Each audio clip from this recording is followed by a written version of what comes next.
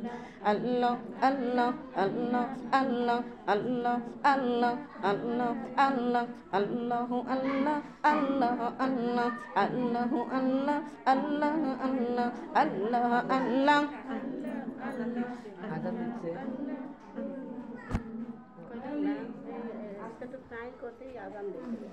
ওই বড় মামি মিলনের ফোন দেও মিলনের ফোন দেও দিও করে ওটাই করবো কাউকে পেটে মেরে দিয়ে শুরু করতে আসলে উত্তর দিন সবাই এক জায়গার উত্তর দিলে হবে কিন্তু কাঁচার গুলো ভালো হয় দিবি না একটু পরে দিবি না ভাবি 5 মিনিট আগ পাশে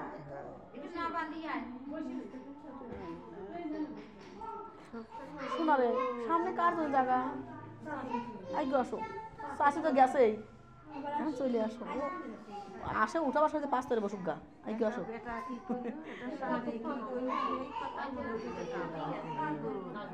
আল্লাহর কথা নবীর কথা মনে হতে কাঁদা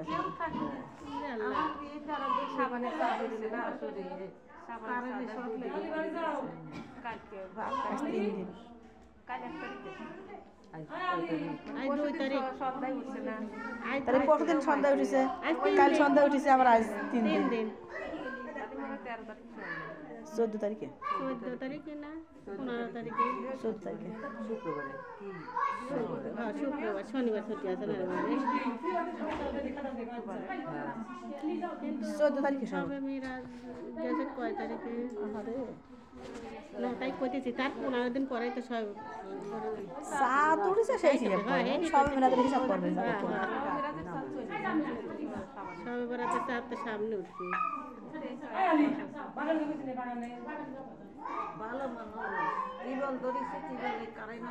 মি তো ওইভাবে আছে মোটর লাগাইনি তো ওই টিউবওয়েলের সাথে ছিল মনে হয় না কি জানি মা কি হয় মোটর লাগাইনি ছিল টিউবওয়েলের সাথে শর্ট করে মুক্তার নানি আপনার বড় বেটার বড় হলো বড় মাঝে না বিয়ে মানে কারেন্ট নাই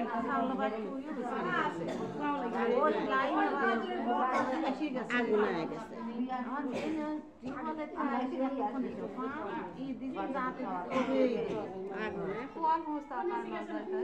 আগুনে আছে না ওই রড আছিল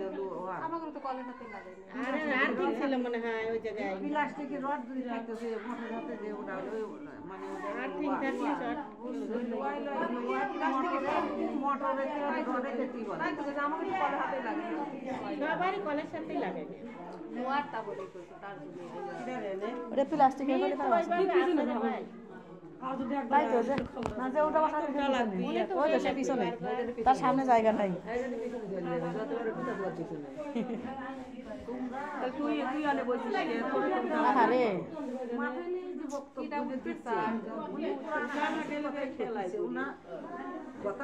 আরে মনে রাখবে পারো একক তো নামাজ কেউ চাইবে পারবে না তাই তো একক তো নামাজ চাইবে আগে নামাজটা পড়বে যত কাম থাক নামাজটা পড়বে নামাজ ঠিক করে সব ঠিক একবার 40 দিন বাজে নামাজ পড়ো নামাজে তোমার রাখবে নামাজ ঠিকই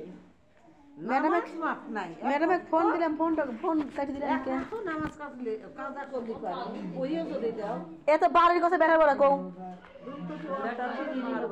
দুইটাই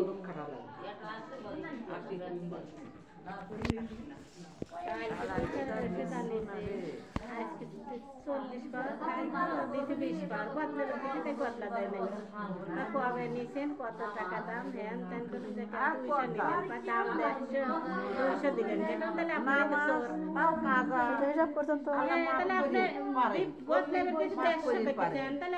আস্তাগফিরুল্লাহ আস্তাগফিরুল্লাহ রাব্বি মিন কুল্লি যামবি ওয়া আতুবু ইলাইহি লা হাওলা ওয়া লা কুওয়াতা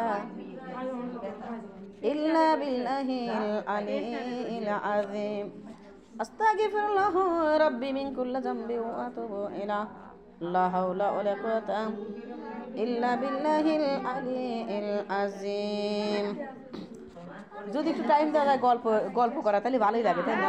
শুরু করেন তো এই শয়তান ঢুকে পড়ে, এই বাদ দিলে শয়তান ঢোকে।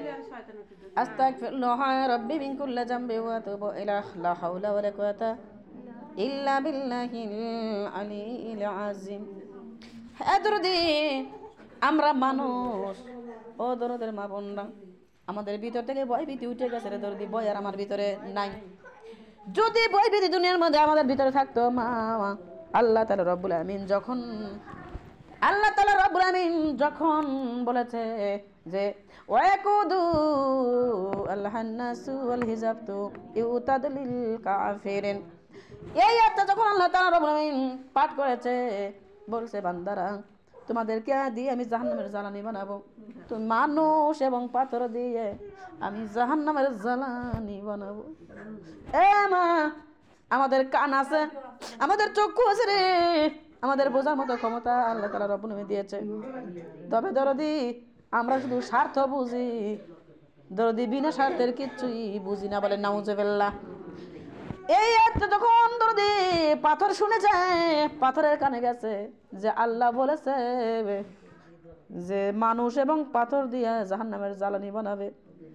এবার তুমি কাঁদলে না, আমি কাঁদলাম না, কিন্তু পাথর হইয়া আল্লাহর জমিনে চিৎকার করে। এবার 24 ঘন্টা আল্লাহর জমিনে কান্দে, মাবুদ আমি তো কোনো অন্যায় করি নাই, আমি তো কোনো ভুল করি নাই, আমি তো কোনো অন্যায় করি নাই আল্লাহ, আমি পাথর, আমার তুমি কেন জাহান্নামের মধ্যে নিক্ষেপ করবা? মালিক জাহান্নাম থেকে আমাকে নাজাত করে দাও, জাহান্নাম থেকে আমাকে নাজাত করে দাও। আল্লাহর দরবারে পাথর 24 ঘন্টা কান্দে। আমরা যখন আল্লাহর ভাষা বুঝি না, আল্লাহর সঙ্গে কথা বলতে পারি না, ওই পাথরও তো আল্লাহর সঙ্গে কথা বলতে পারে না রে দরদি। মারে ওই রাস্তা দিয়ে যাচ্ছিল মুসা নবী, পাথরের কান্না শুনিয়া মুসা নবী যা ডাক দিলে, পাথর এত কান্দন কেন কান্দ রে, এত কান্দতেছ কেন? আমরা মানুষ, মা মরলেও তো এমন কান্দা কাঁদি না। পাথর তুমি এমন কান্না কেন কান্নাকাটি করতেছ? পাথর বলে মুসা নবী রে, তুমি হয়তো জানো না, আল্লাহ তাআলা রব্বুল আমিন ঘোষণা করে দিয়েছে মানুষ আর পাথর দিয়ে জাহান্নামের জ্বালানি বানাবে। ও মুসা নবী, আমার তরফ থেকে আল্লাহর কাছে একটু বলো, আল্লাহ তাআলা রব্বুল আমিন জানো ওই জাহান্নাম থেকে আমি পাথরকে নাজাত করে। পাথরকে মুসা নবী ডাক দিলে, পাথররা চুপ করো, আমি আল্লাহর কাছে আজকে বলবো আল্লাহ যেন তোমাদের জাহান্নাম থেকে নাজাত করে। মুসা নবী আল্লাহর দরবারে চলে গেছে, আল্লাহর সাথে কথা বলতে বলতে মুসা নবী ডাক দিল, আল্লাহ গো আমি রাস্তায় দেখলাম একটা পাথর তোমার জমিনে হাহাকার করে কাঁদতেছে, ও নবী ও আল্লাহ তুমি দয়া করে ওই পাথরটাকে মাফ করো আর জাহান্নাম থেকে নাজাত করে দাও। মাবুদ ওই পাথর তোমার জাহান্নামের ভয়ে কান্দে, তুমি নাজাত করে দাও জাহান্নাম থেকে। আল্লাহ ডাক দিলে, এ মুসা নবী পাথরকে খবর দাও, আমি পাথরকে জাহান্নাম থেকে নাজাত করে দিলাম, আমি ওদেরকে জান্নাতি করব, জাহান্নাম থেকে নাজাত করে দিলাম। যদি এই কথা যখন বলছে, বলার পরে মুসা নবী বাড়ি যখন যাইতেছে পথের মধ্যে পাথর ডাকলেন, মুসা নবী রে আমার কথা আল্লাহর কাছে কইছিলা? কয় হ। আল্লাহ বলেছে তুমি আর কান্নাকাটি করো না, আল্লাহ তাআলা রব্বুল আমিন তোমাকে জাহান্নাম থেকে নাজাত করেছে আর তোমাকে জাহান্নামের মধ্যে নিক্ষেপ করবে না। বলেন সুবহানাল্লাহ। এমা পাথর হয়ে যদি আল্লাহর কাছে কান্নাকাটি করে, আল্লাহর মন গলাবের পারে, মা আমি আপনি কেন পারি না? তার কারণ আমাদের মধ্যে ভয় নেই, ভীতি নেই, আমরা নাফরমান হয়ে গেছি। ও দরদে যাদেরকে দিয়ে জাহান্নামের খড়ি বানাবে, বলেন নাউজুবিল্লাহ। আমার মামার বোনরা খেয়াল করেন, দরদের মা বোনরা রে, তখন ওই দরদি আমার মা বোনরা আল্লাহ তাআলা নাজাত করে দিল। মুসা নবী আসি ডাকে, পাথর রে আল্লাহ তোমারে মাফ করে দিয়েছে, তোমাকে আর জাহান্নামের আগুনে পোড়াবে না, আল্লাহ তোমাকে জাহান্নাম থেকে নাজাত করে দিয়েছে। পাথর বড় খুশি, মা পাথর বড় খুশি নেই। পাথর কি করলো? দাদু খুশি আছে। মুসা নবী দীর্ঘ 7 দিন পরে মা ওই রাস্তা দিয়ে মুসা নবী আবারও যাইতে আছে তুর পাহাড়ে আল্লাহর সঙ্গে কথা বলার জন্য। বলেন সুবহানাল্লাহ। আমার দিলে সোনা আমার মন সোনা তালিমে বসা কেউ কথা কইও না আমার দিলে সোনা আমার মন সোনা তালিমে বসা কেউ কথা কইও না তালিমে বৈশা কথা কইলে তোমরা তালিমে বৈশা কথা কইলে আল্লাহর দয়া পাইবা না আমার দিল সোনা আমার মন সোনা তালিমে বৈশা কেউ কথা কইও না আমার দিল সোনা আমার মন সোনা আমার দিল সোনা আমার মন সোনা তালিমে বৈশা কেউ কথা কইও না তালিমে বৈশা কথা কইলে তোমরা তালিমে বৈশা কথা কইলে আমার আল্লাহর দিদার পাইবা না আমার দিল সোনা আমার মন সোনা তালিমে বৈশা কেউ কথা কইও না আমার দিল সোনা আমার মন সোনা তালিমে বসে কেউ কথা এ সোনার মা বোনেরা এ দরদি কেন মনটা করে না কেন ভয় হয় না জাহান্নামের ভয়ে পাথর কান্দে মা আর তুমি আমি কাঁদলাম না ও মা মুসা নবী রাস্তা যাচ্ছে না দীর্ঘ 7 দিন পরে মা মুসা নবী আবারও যাচ্ছে ওই রাস্তা দিয়ে ওই তুর পাহাড়ে আল্লাহর সঙ্গে দিদার করার জন্য কথা বলার জন্য মা বোনডারে যায় দেখে পাথর আবারও আল্লাহর জমিনে কাঁদতেছে বলেন সুবহানাল্লাহ মুসা নবী ডাক দেয় পাথর রে ও পাথর রে তোমার তো আল্লাহ জাহান্নাম থেকে নাজাত করে দিয়েছে তবে আবার কেন কান্দো কি হয়েছে পাথর ডাক দিলে মুসা নবী যেদিন আল্লাহ যেদিন থেকে বলেছে জাহান্নাম থেকে আমাকে নাজাত করে দিয়েছে ওই দিন থেকে আমি আল্লাহর জমিনে কান্নাকাটি করি নাই তার কারণ আমি খুশি আমি তো জাহান্নামে আর যাবো না আমি বড় খুশি নবী গো ওই দিন থেকে নবী গো আমি যখন আল্লাহর দরবারে কান্নাকাটি করলাম না আমি আল্লাহর কাছে কাঁদি নাই আমার আল্লাহ আমার দিকে একটা নজরও তাকায় না মুসা নবী রে দীর্ঘ 5 দিন আমি কান্নাকাটি করেছিলাম না এই 5 দিনের মধ্যে আমার আল্লাহ একটা বারও আমার দিকে তাকাই নাই তবে যখন জাহান্নামের ভয়ে কান্নাকাটি করছি দিনের মধ্যে আমার আল্লাহ রব্বুল আমিন দিনের মধ্যে 70 বার করে আমারে ডাক দিয়েছে আমারে দেখছে বলেন সুবহানাল্লাহ আমার বাবার বোনরা এই কথা বলিয়া পাথর ডাক দিয়ে বলতেছে যে মুসা নবী রে আমার আল্লাহ রব্বুল আলামিন আমাকে এই দুনিয়ার মধ্যে একবার না দুইবার না আমার আল্লাহ রব্বুল আলামিন এই দুনিয়ার মধ্যে আমাকে আল্লাহ রব্বুল আলামিন একবার না দুইবার না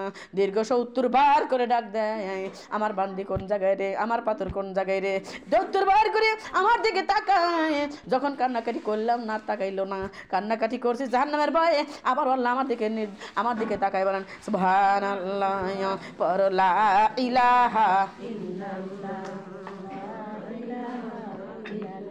বলো লা ইলাহা ইল্লাল্লাহ পর লা ইলাহা ইল্লাল্লাহ ডাকো লা ইলাহা ইল্লাল্লাহ জপ লা ইলাহা ইল্লাল্লাহ লা ইলাহা ইল্লাল্লাহ লা ইলাহা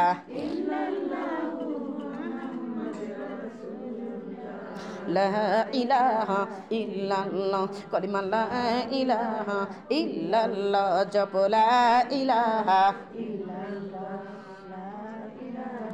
ইল্লাল্লাহ কলিমা লা ইলাহা ইল্লাল্লাহ আমার মুখে বলি কালেমা আমার অন্তরেতে কালেমা আমার এই অন্তরে কালেমা আমার মুখে বলি আরে এই কালে মার এতই মায়া এই কালে মার এতই দয়া আল্লাহর লা ইলাহা ইল্লাল্লাহ বলবো লা ইলাহা ইল্লাল্লাহ ইয়া লা ইলাহা ইল্লাল্লাহ লা ইলাহা সাল্লাল্লাহু লা ইলাহা ইল্লাল্লাহ পড়ো লা ইলাহা ইল্লাল্লাহ ইয়া মা ফাতেমার বাড়িতে একটি বুলবুল পাখি আছে মা ফাতেমার বাড়িতে একটি বুলবুল পাখি আছে পাখির পাখায় লেখায় আছে পাখির পাখায় লেখায় আছে দিনের নবীর নাম রে লা ইলাহা বলো লা ইলাহা ইল্লাল্লাহ আমার মা ফাতেমার বাড়িতে একটি বুলবুল পাখি আছে পাখির ঠোঁটে লেখায় আছে পাখির ঠোঁটে লেখায় আছে দিনের নবীর নাম রে লা ইলাহা বলো লা ইলাহা ইল্লাল্লাহ পড়ো লা বলো লা ইলাহা ইল্লাল্লাহ ডাকো লা ইলাহা ইল্লাল্লাহ জপো লা ইলাহা ইল্লাল্লাহ ইয়া লা ইলাহা ইল্লাল্লাহ লা ইলাহা